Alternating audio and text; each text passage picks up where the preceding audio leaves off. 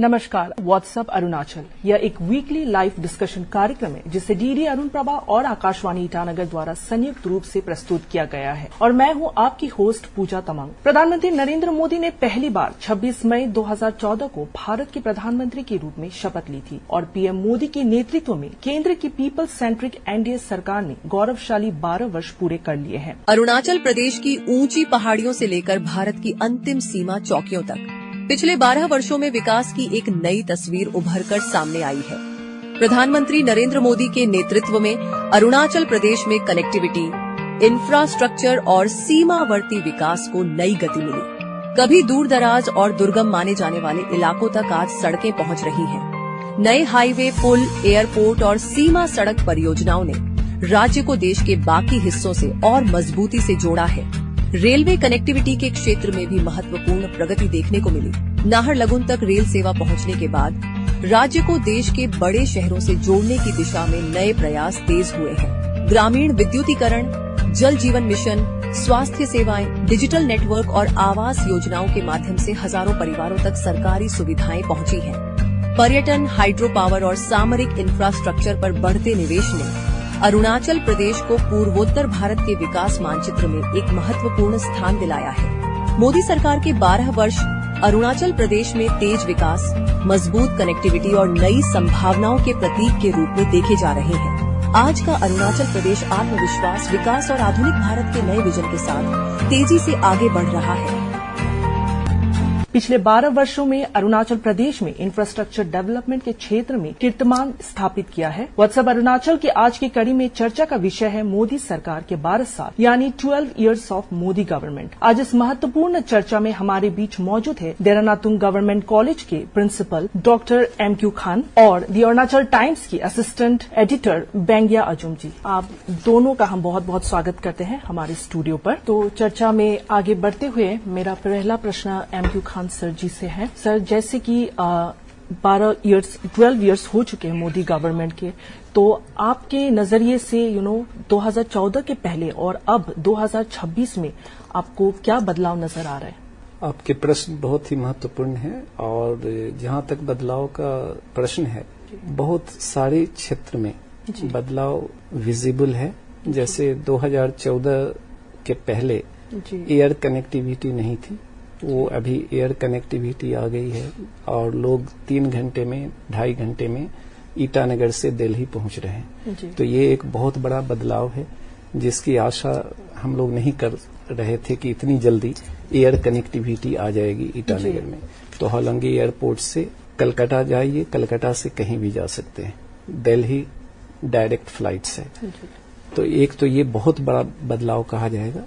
दूसरा बदलाव ये देखने को मिलता है कि पहले रोड कनेक्टिविटी जो थी वो अपर्याप्त थी या सिंगल लेन हुआ करती थी। अभी 4 लेनिंग हो गई है। 2016-17 मुझे याद है, मैं 2017 में जब मेरी पोस्टिंग गवर्नमेंट कॉलेज दोईमुख हुई थी, उस समय रोड के चौड़ीकरण का काम चल रहा था और अभी 4 लेन बन गया है। तो इससे बहुत हद तक ट्रैफिक कंजेशन जो होता था उससे राहत मिली है। हालांकि अभी भी है, कुछ प्रॉब्लम तो है, लेकिन पहले से बहुत बदलाव हुआ है। उतना अधिक अब समस्या नहीं है क्योंकि रोड चौड़ा हो गया है, 4 लेन हो गई है। तो कनेक्टिविटी, एयर कनेक्टिविटी में अगर हम देखते हैं तो एक होलोंगी एयरपोर्ट ही नहीं है ये ग्रीनफील्ड एयरपोर्ट। इसके अलावा एडवांस्ड लैंडिंग ग्राउंड जो पासीघाट, तेजू, जीरो, ये भी बहुत अच्छे से अभी काम कर रहा है। रेल कनेक्टिविटी 2013 में तो आ गई थी अरुणाचल रेलवे मैप में, लेकिन उसके बाद फिर 1 वर्ष तक बंद रहा, चल नहीं पाया। उसकी कई समस्याएं हुई उत्पन्न, लेकिन फिर 2014 में जब मोदी जी प्रधानमंत्री बने उसके बाद बहुत ही अच्छे ढंग से विकसित होकर प्रभावी तरीके से चलना शुरू हुआ और शताब्दी एक्सप्रेस भी चलती है। Rail connectivity Naharlagun railway station की कई बड़े शहरों से आज जुड़ी हुई है। कहीं वीकली जाती है, कहीं डेली जाती है। गुवाहाटी के लिए तो कई ट्रेन सब हो गई हैं। असम से भी कनेक्टिविटी है, वेस्ट बंगाल से है, दिल्ली से है, एसी एक्सप्रेस जाती है, राजधानी है के जैसा है, फुल्ली एसी ट्रेन है। अरुणाचल एसी एक्सप्रेस नाम है उस ट्रेन का। तो हम लोग इससे भी बहुत सफर करने का आनंद लिए। लेकिन पहले क्या होता था कि बस से जाना पड़ता था यहाँ से गुवाहाटी, नहीं तो मीटर गेज की ट्रेन चलती थी, वो हाड़मोती जाकर पकड़ना पड़ता था, हाड़मोती से गुवाहाटी, तो बहुत समस्या होती थी, या रंगिया वहां से पकड़ते थे। तो ये एक बहुत ही पॉजिटिव बदलाव है रेल कनेक्टिविटी की भी, रोड कनेक्टिविटी, एयर कनेक्टिविटी, और भी कई क्षेत्रों में बदलाव हुए हैं। जैसे एजुकेशन को अगर लिया जाए तो एनईपी, नेशनल एजुकेशन पॉलिसी, जो लागू हो गई, इम्प्लीमेंट हुई, कुछ स्टेट्स ने नहीं किया, लेकिन अरुणाचल सबसे आगे जो स्टेट्स रहे पहले इम्प्लीमेंट करने वालों में अरुणाचल रहा। इवन हमारे कॉलेज में और हर कॉलेज में, जितने कॉलेजेज राजीव गांधी यूनिवर्सिटी से एफिलिएटेड हैं, सभी में इम्प्लीमेंट हो चुका है एनईपी 2020। तो इसकी ब्यूटी ये है नेशनल एजुकेशन पॉलिसी की कि ये स्टूडेंट्स को बहुत सारे ऑप्शंस देता है, चॉइस देता है, और वो अपनी इच्छा से सब्जेक्ट सिलेक्ट कर सकते हैं। पहले भी करते थे, लेकिन अब अधिक ऑप्शंस उनको मिल रहे हैं। जैसे मल्टी डिसिप्लिनरी कोर्स आ गए, वैल्यू एडेड कोर्स आ गए, और थोड़ा सा फोकस शिफ्ट हुआ है प्रैक्टिकल स्किल्स को डेवलप करने का। इसके लिए इंटर्नशिप हर स्टूडेंट को जो कॉलेज में एडमिशन लेता है, चाहे वो बीए में हो, बीएससी या बीकॉम में, तो ये कंपलसरी कर दिया गया है कि उनको इंटर्नशिप करना है। तो अभी मैं जाता हूँ कहीं भी, जैसे यहाँ कोई अच्छे रेस्टोरेंट में, होटल्स में, या इवन मॉल्स जो हैं आ गए हैं, वहां हमारे कई बच्चे इंटर्नशिप किए, उनके उसके बाद उनका प्लेसमेंट वहां हो गया। जी, अब कई बच्चों का वो इंटर्नशिप बैंक में किए, तो बैंक में उनका प्लेसमेंट हो गया। बैंक भी बहुत आगे बदलाव की बात करते हैं, तो बैंक पहले अगर 2014 के पहले देखा जाए तो इतने सारे प्राइवेट बैंक्स यहाँ नहीं थे, लेकिन अभी बहुत आ गए हैं, बहुत सारे बैंक आ गए जैसे, और ये KFC, डोमिनोज, पिज्जा हट, इस सब क्षेत्र में बहुत आया, डेवलपमेंट हुआ है। बिल्डिंग्स, इंफ्रास्ट्रक्चर का भी डेवलपमेंट अच्छा खासा दिखाई दे रहा है। पिछले 10-12 वर्षों में काफी विकास हुआ है। और एजुकेशन के सेक्टर में देखिए तो समग्र शिक्षा है, फिर बॉर्डर कनेक्टिविटी भी बहुत बढ़ी है एलोंग बॉर्डर, लेकिन अभी भी बहुत कुछ करना बाकी है, और उम्मीद आशा है कि आने वाले वर्षों में होगा। और एक वाइब्रेंट विलेज, ये जो एक स्कीम है, उसके अंतर्गत जो बॉर्डर के रिमोट विलेजेज हैं, रिमोट एरियाज के, वहां क्लासरूम की मॉडर्नाइजेशन प्लस जो टीचिंग लर्निंग प्रोसेस है उसका थोड़ा सा अपग्रेडेशन, उसको फैसिलिटेट करना with modern equipments, teaching add से, ये चल रहा है। बिल्डिंग्स बन रहे हैं, स्कूल्स के नए नए, फिर वहाँ बाउंड्री वॉल्स बन रही है। ये सब बदलाव नजर आ रहा है, जो अभी क्वालिटी एजुकेशन भी कुल मिलाकर बहुत हद तक इम्प्रूव हुई है।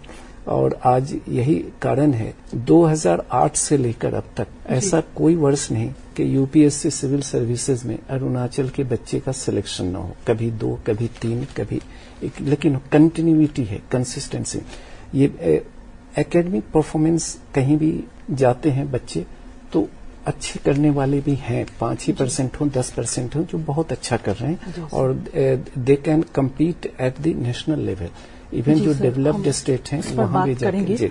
पहले आपने जो जानकारी दी है, सर बेंगिया अर्जुन जी, सर मैं आपसे पूछना चाहूंगी, जैसे कि सर ने बॉर्डर कनेक्टिविटी की जो बात कही है, क्योंकि कनेक्टिविटी ऐसा माध्यम है जिससे हम सब, राजधानी हो, शहर, कहीं भी शहरों से हम लोग जुड़ पाते हैं।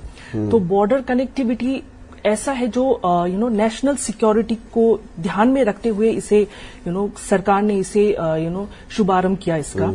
तो आपको क्या लगता है कि ये बॉर्डर कनेक्टिविटी से वहाँ के स्थानीय लोगों को क्या लाभ हुआ है? देखिए, नरेंद्र मोदी का 12 इयर्स का गवर्नमेंट में एज ए जर्नलिस्ट मैंने जितना देखा, आई थिंक मेरे ख्याल से सबसे इम्पोर्टेंट वर्क जो अरुणाचल में हुआ है रोड कनेक्टिविटी को लेकर, स्पेशली बॉर्डर कनेक्टिविटी। मैं आपको 3 एग्जांपल देता हूँ, 3 जगह जहां पर कभी रोड नहीं था, पहुंचा इस टेन्योर में मोदी गवर्नमेंट में। नंबर 1 तक्सिंग बोल के आपने सुना होगा, हमारे बहुत ही इंटीरियर प्लेस है अपर सुबनसिरी में, वहां पर आफ्टर इंडिपेंडेंस कभी रोड नहीं था। रिसेंटली अभी 2-3 साल ही हुआ है, वहां पर रोड कनेक्टिविटी तक्सिंग भी पहुंच गया है। चाइना बॉर्डर है, वेरी सेंसिटिव प्लेस। दूसरा एक मागो बोल के तवांग में एक जगह है, वो भी बॉर्डर एरिया है, वहां पर भी पहले रोड नहीं था, रोड पहुंच गया है। उसके बाद विजयनगर बोल के आपने एक चांगलांग में सुना होगा, जहां पर की हमारा सीएम साहब खुद ही फर्स्ट गाड़ी लेके वहां पर पहुंचा, तो ये जगह पे रोड कनेक्टिविटी हुआ है। तो मतलब ये these are border areas, very sensitive border areas. तो इससे पता चलता है कि government is serious about the infrastructure, specially in the border areas. And ये इन जगहों पर रोड कनेक्टिविटी लास्ट 10 years में ही हुआ है। And for this we must give credit to the present government at the centre. उसमें तो there is no debate about that thing. And secondly, जब हम लोग बॉर्डर इंफ्रास्ट्रक्चर का बात करते हैं, तो अभी खान साहब ने जो BBP vibrant village programme, that is also another very good initiative. उसका इम्प्लीमेंटेशन का अभी का ऊपर ही डिपेंड करता है कि ये तो स्टेट गवर्नमेंट के ऊपर डिपेंड करेगा कि किस तरह का इम्प्लीमेंटेशन होता है, सही ढंग से होता है, गलत ढंग से। लेकिन वो बहुत एक अच्छा इनिशिएटिव है। ये जो that will change the pace of the villages in the border areas. And thirdly, अभी जो एक हम लोग का जो फ्रंटियर हाईवे है, massive project, I think one of the largest infrastructure project ever launched by any government in Arunachal. Sadly अभी थोड़ा सा compensation issue में फंसा हुआ है, but once it is come out, अगर ये जो फ्रंटियर हाईवे जो बन गया, which will touch all the border villages along the line of control, वहां से उत्तर नीचे में, I think this is really will change the pace of the border areas. तो गवर्नमेंट का जब से आया है, these are some of the major achievements। मेरे ख्याल से हम एयरपोर्ट के बारे में भी बात कर सकते हैं, आपका railway connectivity, high court building बना, we can talk about all those things, but I think what matter most is rural connectivity, जो बॉर्डर एरियाज का। इस पे आई थिंक कहीं ना कहीं एक जो मुझे लगता है बीजेपी ने इसको प्रॉमिस भी किया था कि national security is an important issue for them. And अभी जो उन्होंने जो ये रोड बनाया, I think it also shows that they have committed to their जो प्रॉमिस को नहीं है क्या, मेरे ख्याल से। जी सर, आप पे हम फिर आएंगे, पर उससे पहले हम हमारे मुख्यमंत्री का क्या कहना है इस 12 साल के सफर के ऊपर। मोदी साहब का 12 साल के इस अवसर पर मैं मोदी साहब को बहुत बहुत कांग्रेचुलेट करना चाहेंगे। और खास करके हमारा नॉर्थ ईस्ट अरुणाचल प्रदेश को लास्ट 2 years में जो यहाँ पे अटेंशन मिला है, इससे पहले हम लोगों को भारत सरकार की ओर से नहीं मिला है। अरुणाचल के साथ साथ पूरी नॉर्थ ईस्ट काफी ट्रांसफॉर्म हो चुका है, ये उनकी लीडरशिप के कारण से। और मोदी साहब हमेशा नॉर्थ ईस्ट और अरुणाचल को एक पॉलिटिकल दृष्टि से वो कभी तुलना नहीं करता है। उनका हमेशा यही कोशिश है कि आफ्टर इंडिपेंडेंस 1947 के बाद में भारत सरकार ने जो हम लोगों को अनदेखा किया है north east region as a whole, उसका भरपाई जो है ऑनरेबल पीएम साहब चाहते हैं कि नॉर्थ ईस्ट को होना चाहिए। और लास्ट पिछले 12 साल में ऑनरेबल पीएम साहब ने पूरे नॉर्थ ईस्ट का डायनामिक्स ही पूरा शिफ्ट कर दिया है। तो मेनी कांग्रेचुलेशन, और आगे का जो टेन्योर है उसके लिए भी मैं ऑनरेबल पीएम साहब को बेस्ट विशेष भी कॉन्वेक्ट करता हूँ। तो चर्चा को जारी करते हुए सर एमक्यू खान सर, आपसे जानना चाहेंगे हेल्थ सेक्टर जो हमने मेंशन किया था, आपने हेल्थ सेक्टर में क्या सुधार अब 2026 में 2014 में जो था और अब 2026 में अब हेल्थ सेक्टर में ये नागरिकों को, स्थानीय लोगों को किस तरह की एडवांटेजेस मिल रही है? हेल्थ सेक्टर में भी बहुत ही विकास नजर आ रहा है और बदलाव आया है। जैसे सबसे प्रोमिनेंट तो मैं नाम लेना चाहूंगा ट्रिम्स का। जी बिल्कुल। तो ट्रिम्स के चलते वहाँ बहुत ही डिपार्टमेंट्स में स्पेशलिस्ट्स हैं, सुपर स्पेशलिस्ट्स भी हैं, और जो बच्चे नीट क्वालिफाई करके यहाँ एडमिशन लेते हैं तो उनको पढ़ाने के लिए बहुत ही कॉम्पिटेंट प्रोफेसर्स का रिक्रूटमेंट वहाँ हुआ है, वो करते हैं। पहले क्या होता था कि पेशेंट को बाहर जाना पड़ता था, इवन डिब्रूगढ़, गुवाहाटी, शिलोंग, वेलोर, चेन्नई, दिल्ली, थोड़ा छोटी मोटी प्रॉब्लम भी यहाँ नहीं हो पाती थी एड्रेस। अभी तो बड़ी से बड़ी प्रॉब्लम, जैसे किसी के किडनी का प्रॉब्लम है, डायलिसिस हो रहा है, और सिर्फ ट्रिम्स में ही नहीं हो रहा है बल्कि इवन आरके मिशन में हो रहा है। गवर्नमेंट ने स्ट्रेंथनिंग किया और वहाँ काफी फैसिलिटीज प्रोवाइड किया, मशीन्स वगैरह दिया, एड दिया, कॉर्पस फंड दिया। उसके चलते आरके मिशन जैसे हॉस्पिटल्स भी काफी आगे बढ़े। प्राइवेट हॉस्पिटल्स भी देखा जाए, जैसे हीमा हॉस्पिटल, इस तरह के बहुत हॉस्पिटल्स हैं जो आज they can compare with hospitals in developed states. और कहीं का भी जैसे ट्रिम्स है तो ये किसी भी दूसरे स्टेट के मेडिकल कॉलेज से अब पीछे नहीं है। दिस इज वेल इक्विप्ड, और बहुत ही सीरियस नेचर के पेशेंट्स का भी यहाँ इलाज हो रहा है, चाहे वो कोई कैंसर से सफर कर रहा हो, कार्डियोलॉजी का प्रॉब्लम हो, किडनी का प्रॉब्लम हो, लंग्स का प्रॉब्लम हो, जो भी बीमारी है, सारी बीमारियों का यहाँ पे अब इलाज संभव है। और पेशेंट बहुत हैं जो रिकवर हो रहे हैं, अपने प्रॉब्लम से आ रहे हैं। तो ये हेल्थ सेक्टर में भी बहुत डेवलपमेंट हुआ है। इवन डिस्ट्रिक्ट का देखा जाए, चाहे पासीघाट जनरल हॉस्पिटल है या तवांग का है, जीरो का है, हर जगह कहीं न कहीं इम्प्रूवमेंट नजर आया है 10-12 साल में। जब से ये मोदी गवर्नमेंट आई है तब से हर फील्ड में काम हो रहा है। हेल्थ के अलावा स्पोर्ट्स देखिए तो स्पोर्ट्स में भी पहले हमारे यहाँ एक राजीव गांधी स्टेडियम हुआ करता था नाहरलगुन। अभी देखो खेलो इंडिया को लेकर इतनी सारी अपॉर्चुनिटीज, अवसरें मिल रही हैं और अरुणाचल के बच्चों में टैलेंट है, प्रतिभा है, गेम्स स्पोर्ट्स में बहुत आगे जा रहे हैं। नेशनल और इंटरनेशनल लेवल पे जाकर प्राइज, ये मेडल्स जीत कर आ रहे हैं।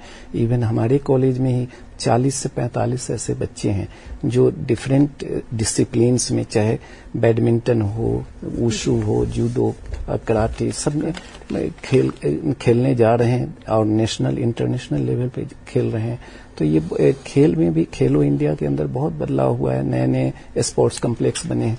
अभी हमारे कॉलेज में रिसेंटली ऑल्सो बैडमिंटन कम जूडो हॉल का उद्घाटन माननीय मुख्यमंत्री जी ने 16 अप्रैल को किया है। तो उसमें बैडमिंटन कम जूडो हॉल में 4 बैडमिंटन कोर्ट है। तो वो एकदम वर्ल्ड क्लास, वहां पे टूर्नामेंट भी हो सकता है, ये चलता है। फिर यहाँ मालो Taring government higher secondary school के पास खेलो इंडिया के स्कीम में बड़ा सा स्पोर्ट्स कॉम्प्लेक्स बना है। यूपिया में वहां तो कई कंट्रीज की टीम आई और बहुत अच्छे से ऑर्गेनाइज किया गया और इंटरनेशनल इवेंट हुआ फुटबॉल का। तो ये सब और भी कई डिस्ट्रिक्ट्स में स्पोर्ट्स का भी डेवलपमेंट, इंफ्रास्ट्रक्चर बहुत अच्छे से हुआ है, हेल्थ का भी हुआ है। अच्छा जी जी बिल्कुल सर। बेंगे अर्जुन जी सर, मैं आपसे जानना चाहती हूँ कि बहुत सारे इंफ्रास्ट्रक्चर डेवलपमेंट्स हो रहे हैं, तो और हमारे यहाँ पे टूरिज्म बहुत मैटर भी करता है, राइट?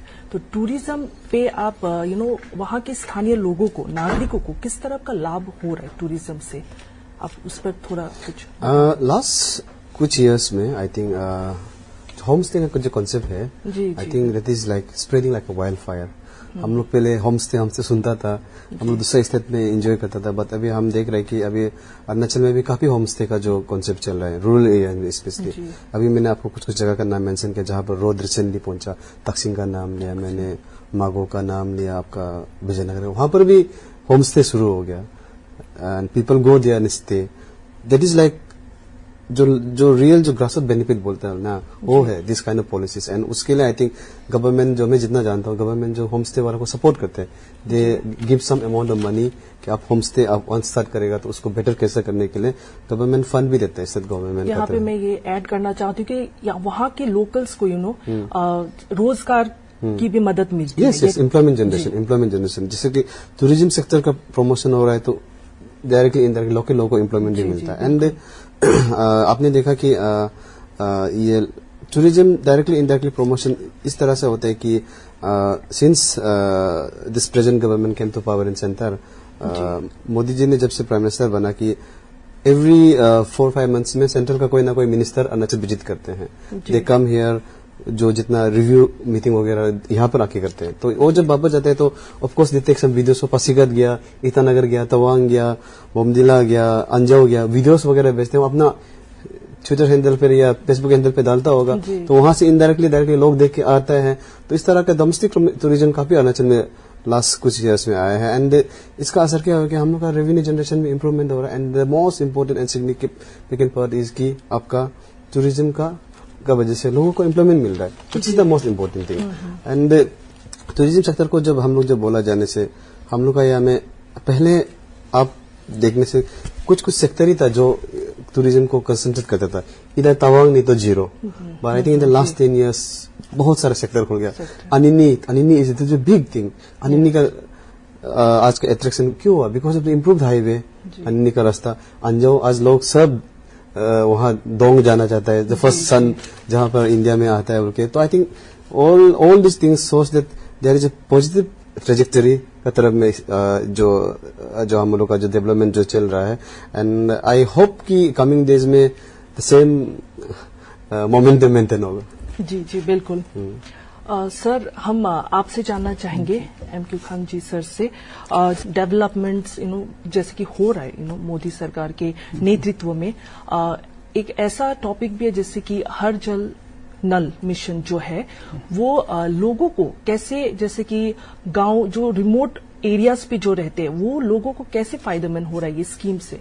ये जल नल स्कीम जो है जी, इससे स्पेशली रूरल एरिया में जी, जी, जहाँ पीने का सेफ ड्रिंकिंग वाटर कहते हैं ना, water everywhere but not a drop to drink, तो सेफ ड्रिंकिंग वाटर की समस्या चल रही थी। तो इसको ध्यान में रखते हुए गवर्नमेंट ने ये बहुत ही अच्छा स्कीम जल नल हर घर, मतलब नल का पानी, नल से जल नल, हर घर नल का पानी, safe drinking water, neat and clean वो पहुंचे। और इससे रूरल एरियाज में जो किसान हैं और गरीब लोग जो गांव में रहते हैं, जो खेतिहर मजदूर हैं, उन लोगों को इससे बहुत लाभ हो रहा है। पहले क्या होता था, कई गांवों में पानी की समस्या रहती थी, दूर दूर से ढोकर लाना पड़ता था। तो अभी मतलब the well is reaching thirsty, not that thirsty is going to well. तो ये बहुत ही अच्छी पहल है और सराहनीय पहल है। लोगों को इससे बहुत लाभ हो रहा है, उनके समय बच रहे हैं और जो पीड़ा होती थी पानी को कैरी करके लाने की, वो समस्या नहीं है। और वाटरबॉर्न डिजीजेज जो बीमारियां होती थी कंटामिनेटेड पानी लेने से, उसमें भी बहुत नियंत्रण करने में, कंट्रोल करने में इसका रिजल्ट आ रहा है। जी, जी, बिल्कुल जी, सर। अच्छा, जी। तो चर्चा को जारी रखते हुए अभी चलिए हम लोगों के रिएक्शंस और उनका क्या कहना है इस पर। प्रधानमंत्री मोदी क्या कहते, महिला किस तरह आगे बढ़ना है और महिला को ही आगे बढ़ना है बोल के, इसीलिए मैंने ये होम स्टे खोला है। तो अभी इसी से मैं अभी जो टूरिस्ट लोग आते हैं तो यहाँ पे वो स्टे करते, उसका बाद जो पैसा थोड़ा बहुत मिलते, उसी से मैं बच्चे को पढ़ा रहा हूँ और आगे बढ़ाने का कोशिश कर रहा हूँ। तवांग जो विजिट किया हुआ 2006 और 7 इस टाइम का बात है। या रोड काफी खराब था, छोटा सा गाड़ी पहुंच नहीं पाता था। जो बिल्कुल यह बस चलता था जो 24 घंटा में तेजपुर पहुंचता था, 24-25 घंटा में। तो आज का डेट में मैं विगत 15 साल के बाद में आया हुआ है और मुझे ये रोड देख के, ये टैलेंट देख के, हमारा इस गवर्नमेंट का नेतृत्व में, हमारा नरेंद्र मोदी जी का नेतृत्व में अच्छा काम हो रहा है। और हम इसके लिए हमारा जो गवर्नमेंट है, ये बीजेपी जो गवर्नमेंट है, हमारा नरेंद्र मोदी का गवर्नमेंट को हम मैनी थैंक्स बोलूंगा। पहला कांग्रेस का समय में इतना तगड़ा नहीं था, तो अभी बीजेपी सरकार आने लगा तो हमें हर चीज की मदद, गवर्नमेंट का तरफ से भी मदद, और हमारा यहाँ में फ्री राशन काफी दिया जाता है। 5 साल तो बीत गया पूरा फ्री राशन, और भी 5 साल देगा बोल के कल परसों हमारा शुरू किया हुआ है। काफी गवर्नमेंट ने हमको ऊपर में एकदम दिल से दिल, जान से जान लगा के हमारे ऊपर में ध्यान दे रहा है। तो चर्चा को जारी करते हुए सर, जैसे कि हमने देखा कि लोगों का रिएक्शन उनका बहुत पॉजिटिव है, रोजगार में उनको मदद मिल रही है। तो लोगों का जो कहना है, हर जो गांव में जो उनको सुविधाएं मिल रही हैं, और जैसे कि अभी जो वाइब्रेंट विलेज प्रोग्राम का भी जो हमने बात किया, उस पर आपका क्या राय है सर? वाइब्रेंट विलेज प्रोग्राम जो अभी आई थिंक इम्प्लीमेंटेशन स्टेज में है अभी भी, इसका रिजल्ट तो आई थिंक हम लोग को आफ्टर few years देखने को मिलेगा। तो मैंने शुरू में भी एम्फेसिस किया कि it's a very good scheme, बहुत अच्छा प्रोग्राम है, बट अल्टीमेटली इसका इम्प्लीमेंटेशन के ऊपर में मतलब डिपेंड करेगा। एंड आई होप कि ये हमारा स्टेट गवर्नमेंट इसको सीरियस लेके अच्छे ढंग से इम्प्लीमेंटेशन हो। अगर इस प्रोग्राम का इम्प्लीमेंटेशन सही ढंग से हुआ and along with the construction of frontier highway हुआ, मैं बार बार बोल रहा हूँ कि अरुणाचल का नक्शा बदल जाएगा, specially in the border areas. See हमारा अरुणाचल में क्या है कि अभी तक जितना भी जो पॉपुलेशन है, पहले बॉर्डर एरिया को छोड़ के लोग इस तरफ आ रहा था, टाउन्स पे आ रहा था, डिस्ट्रिक्ट हेडक्वार्टर्स, कैपिटल पे आ रहा था। तो उससे क्या हो रहा है कि एक बॉर्डर एरिया से वैक्यूम क्रिएट हो रहा था, वहां पर मतलब लोग पॉपुलेशन कम हो रहा था, and it give some kind of direct और indirect advantage to the our neighbouring country. लेकिन जब से गवर्नमेंट ने इस चीज को चेंज किया है, they have changed and they have started new programmes. BBP हो गया आपका, अभी ये जो रोड कनेक्टिविटी हो गया, उसके कारण से अभी एक रिवर्स माइग्रेशन तो चल रहा है। मैं मानना पड़ेगा हम लोग का ईटानगर से कुछ नजदीक में एक डिस्ट्रिक्ट से आपने सुना होगा करादादी भी बॉर्डर डिस्ट्रिक्ट को शेयर करते हैं कुछ पोर्शंस जो। तो करादादी में एक जो असेंबली सेगमेंट है, थाली असेंबली सेगमेंट, ताली का मेजोरिटी ऑफ पॉपुलेशन ईटानगर में रहता था, क्योंकि वहां पर रोड कनेक्टिविटी नहीं था। बट लास्ट कुछ साल में वहां रोड कनेक्टिविटी आ गया, अभी रिवर्स माइग्रेशन हो रहा है। इनफैक्ट इतना रिवर्स माइग्रेशन हो रहा है कि लोग वहां पर जमीन के लिए मतलब आपस में अभी फाइट शुरू हो रहा है। जो लोग वहां से जमीन जाना छोड़ के नीचे आ गया था। So this is a very positive thing. I think ये ग्राउंड लेवल में एक पॉजिटिव चीज जा रहा है कि people are going back to their roots, अपना गांव वापस जा रहा है। गांव वापस जा रहा है ये मतलब नहीं शहर को पूरा छोड़ देना, but going back to their roots. आप अपने रूट्स को जब मेंटेन करेगा तो directly indirectly it helps the national security also. जी, कहीं ना कहीं हम सिटी पर रिस्पॉन्सिबिलिटी होता है। तो सर एक इम्पोर्टेंट इशू में मैं सर एमक्यू खान जी से पूछना चाहूंगी, जो कि स्वच्छ भारत अभियान कैंपेनिंग बहुत पॉपुलर रहा है 2014 से लेकर 2026 के बीच। तो इसमें प्रदेश के लोगों में क्या बदलाव आया है, खासकर कि कैपिटल रीजन पर? हाँ, ये Swachh Bharat mission one of the flagship programme से गवर्नमेंट का, और इसमें बहुत हद तक सफलता मिली है। और सुबह सुबह म्यूजिक लगाकर गाड़ी कचरा पिकअप करने घर घर जा रही है, और हमारे कॉलेज में भी आती है, और इससे स्वच्छता इंश्योर हुई है। जो 2014 के पहले उतनी अवेयरनेस नहीं थी लोगों में स्वच्छता के लिए, और कहीं भी कूड़े का ढेर आप देख सकती थी सड़क के किनारे, रोड के किनारे। तो अभी भी कहीं कहीं थोड़ा बहुत ये होता है, लेकिन गवर्नमेंट का जो प्रयास है वो सराहनीय है। लोगों को अपना माइंडसेट भी चेंज करना पड़ेगा। जब गाड़ी जाती है तो लोग गाड़ी में ही कचरा रखें, वो बेहतर है। तो ऑलमोस्ट 90% लोग तो इसका पालन कर रहे हैं और स्वच्छता दिखाई दे रही है। जैसे गंगा मार्केट, वहां पे भी पहले कूड़े कचरे का ढेर दिखाई देता था, आजकल नहीं दिखाई दे रहा। आजकल पूरी तरह साफ रहता है, नीट एंड क्लीन रहता है।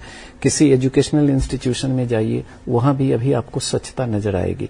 तो अवेयरनेस बहुत ही बड़े पैमाने पर हुआ है, मास सेंसिटाइजेशन हुआ है स्वच्छता मिशन पे, और इसके चलते सफाई और स्वच्छता, क्लीनलीनेस बहुत अच्छी हो गई है। बदलाव पॉजिटिव है, लेकिन वही जो माइंडसेट जब तक नहीं चेंज होगा 100% हम लोग इसको नहीं ये कर सकते। लेकिन 90% चेंज इसमें दिखाई दे रही है। और 10% जो लोग हैं वो अभी भी कभी कभी फेंक देते हैं कचरा, कहीं कहीं दिखाई देता है। तो इसमें तो गवर्नमेंट कुछ नहीं कर सकती है, मानसिकता लोगों की चेंज होगी। जब गाड़ी डेली आती है सुबह सुबह, तो उनको चाहिए कि गाड़ी में दें या गाड़ी वालों को दें। और बहुत अच्छे से वो म्यूजिक भी, उसमें जो गाने लगे हुए हैं, धुन लगे हुए हैं, वो भी लोगों को जगाने का काम करती है और लोगों को इसका महत्व स्वच्छता का देती है और अवेयरनेस भी क्रिएट करती है। तो Swachh Bharat mission one of the flagship programme है और बहुत ही इफेक्टिवली सक्सेसफुल है। जो हमारा जो कुछ स्पेशली 2 मेजर स्टेट का जो टाउन है, एक ईटानगर हो गया आईसीआर और दूसरा पासीघाट हो गया। It's a very big town, eastern Arunachal के पासीघाट, और ये हमारा सेंट्रल और वेस्टर्न अरुणाचल ईटानगर कैपिटल भी। यहाँ पर आप पहले देखा कि मार्केट्स बहुत अनऑर्गेनाइज था। मैं नहीं बोलता कि अभी भी 100% ऑर्गेनाइज है, बट आई थिंक जो स्मार्ट सिटी के अंदर में उन्होंने कुछ स्कीम लाया था, जो मार्केट बना के, जहां पर में मतलब जो डिग्निटी ऑफ लेबर जो बोलता है ना लोगों को, कि मतलब पहले हमारे यहाँ में जो लोग जो रास्ते पे सब्जी बिक्री करता था, या यहाँ तो मतलब very unorganise, in very dilapidated condition में था। तो स्मार्ट सिटी के अंदर में कुछ बिल्डिंग्स, ईटानगर वाला तो कंप्लीट हो गया, शिफ्ट हो गया। मार्केट्स जो बनाया है, नाहरलगुन वाला अभी तक नहीं बना, अलग बात है, वो अभी बन रहा है। पासीघाट में भी मैंने लास्ट टाइम देखा, वहां पर भी जो बन रहा है। आई थिंक ये भी डायरेक्टली इनडायरेक्टली एक होता है कि जो apart from making the town look more beautiful, more clean, they are also giving the dignity of labour to the people, specially the women folks, क्योंकि हमारे मार्केट में जितना भी जो वेजिटेबल सेलर्स होता है, जो वुमेन पॉक्स ज्यादा होता है। That I wanted to add it. और यहाँ पे ये मैं बताऊंगा, जैसा कि बेनिया आजम साहब ने भी कहा है, सही है, ये डिग्निटी ऑफ लेबर से तो जुड़ा हुआ है। और ये 2 शहरों का जो नाम इन्होंने बताया, जैसे ईटानगर और पासीघाट, तो यहाँ पे स्मार्ट सिटी, ये दोनों शहर उसमें विकसित हो रहा है। तो इसके अंतर्गत कई पार्क्स भी बनाए गए हैं, पार्क्स बने हैं। जैसे उसमें पॉलिटेक्निक कॉलेज में है, हमारे नेबरहुड में है, फिर हमारे कॉलेज में बहुत बड़ा, वो शायद one of the biggest parks smart city के अंतर्गत बनाया, जो देरानातुंग गवर्नमेंट कॉलेज ईटानगर के कैंपस में है स्मार्ट सिटी का पार्क। तो कई जगह पप्पू नाला में है, बहुत सारे पार्क्स बने हैं, कई हॉल्स बने हैं, और एक प्लान्ड वे में ये दोनों शहर को स्मार्ट सिटी के डिक्लेयर करके इसको डेवलप किया जा रहा है। जी सर, तो जी सर। ये बहुत ही अच्छी पहल है स्मार्ट जी सिटी सर। का। तो हम ये कह सकते हैं कि प्रधानमंत्री नरेंद्र मोदी ने विकसित भारत विजन 2047 के अनुरूप पिछले 12 वर्षों में विकसित अरुणाचल की नींव रखी है और अरुणाचल में विकास का जो कीर्तिमान स्थापित किया है उसका लाभ दशकों तक भावी पीढ़ियों को मिलता रहेगा। इसी के साथ हम आज का कार्यक्रम यही समाप्त करते हैं। हम हमारे दोनों गेस्ट्स को बहुत बहुत धन्यवाद करते हैं हमारे साथ जुड़ने के लिए। जाते जाते आपको ये बताना चाहते हैं कि व्हाट्सएप अरुणाचल प्लेटफॉर्म है जहां हम अरुणाचल प्रदेश से जुड़े महत्वपूर्ण न्यूज, इश्यूज और इवेंट्स पर चर्चा करते हैं। अगले एपिसोड तक के लिए दीजिए इजाजत। नमस्कार।